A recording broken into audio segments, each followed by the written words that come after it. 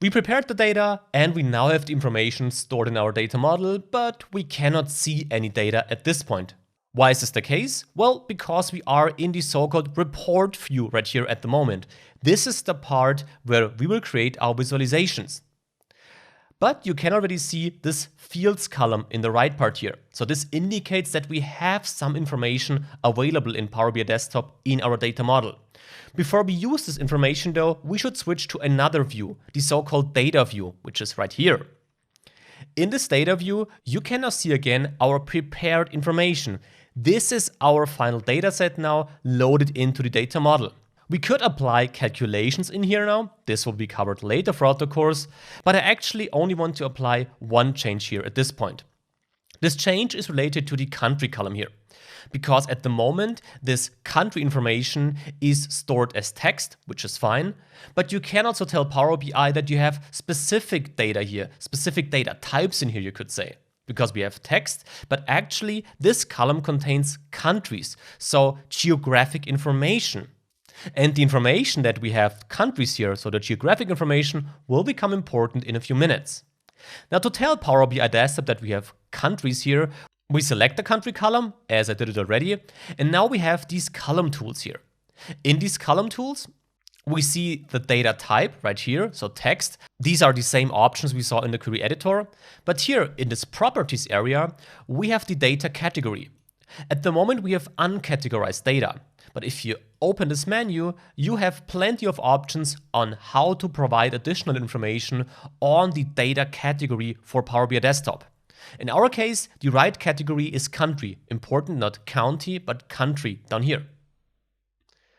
With that change applied, nothing changed at first sight here. But if you look into the right part, into these fields, which are by the way equal to the ones we saw in our report view here, you see we have this globe symbol in front of the country, indicating that Power BI Desktop is now aware of the fact that this is geographic information. With that change being applied, we can get back to our report view and now finally create our first visual.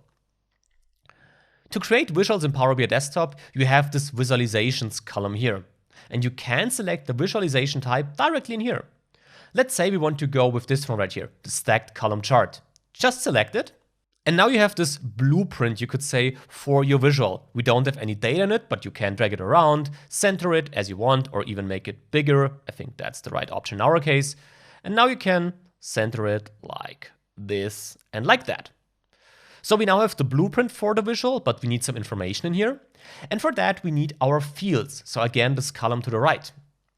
Because now we have to interact between our visualizations here and these fields containing the actual data. And with the visualization being selected right here, we now can interact between these two columns. This means if I want to get started with presenting the GDP, I can simply select it here and now drag and drop it into a specific data field of the visual. In our case, the GDP would be a value that we want to display, so we can drag and drop it right here. Now, the GDP data is applied right here, but not very spectacular. We need some additional information to make this chart a bit more fancy. For that, we can now select the year and drag and drop it as the axis maybe. Now we quickly created our chart presenting the GDP for different years. What's missing though is the country-specific information, right? Because like this, we just have it on a global level. We can also do this. Let's go back to our fields and now take our country and drag it to the legend. Now we have more details in our chart. Now we have the GDP for different years for different countries. The problem is that we have a bit too much information in here now, because nobody can see a thing right here. You could click to the right to see all the countries, but I don't think this adds any value. What we need right here at this stage maybe is a so-called filter to maybe only display the top 10 countries, so the countries with the most contribution to the GDP. For that, we have this filter column here. In this filter column, we can now say that we want to apply specific filters on this visual right here. In our case, I want to filter for the top 10 countries by the GDP. Therefore, the country is the important filter that we have to use right here. For that, we can hover to the country and now expand this menu. There, we can now select the filter type. A basic filtering would allow us to individually select the countries, but I just want to select a top 10 filter, therefore we select this menu and now go to top N, this one. Now we have to specify which top N should be presented, so N in our case should be the top 10 countries. But the top 10 countries by what? Well, by the GDP, therefore we can again go to our fields column and add this data field right there. Pressing apply filter now will, well, apply the filter, and now we only have the top 10 countries here in our visualization. Again, we did a big change to our visual with just this simple step. We are almost done with our introduction project at this point, but we actually changed the data category of our countries. You remember this globe symbol we added a few minutes ago. So for country-specific data, wouldn't a world map be the better visual? I think so, and we can immediately change this by simply selecting our visual, that's important, and now selecting the globe symbol right there. If we do so, you see we immediately get a world map in Power BI Desktop with our top 10 countries. The problem here is that we have the information for each single year in here. I just want to have the cumulative GDP data for each country for all the years. Therefore, what we can do now is we can simply unselect the legend. So we go to the legend area and click onto this X.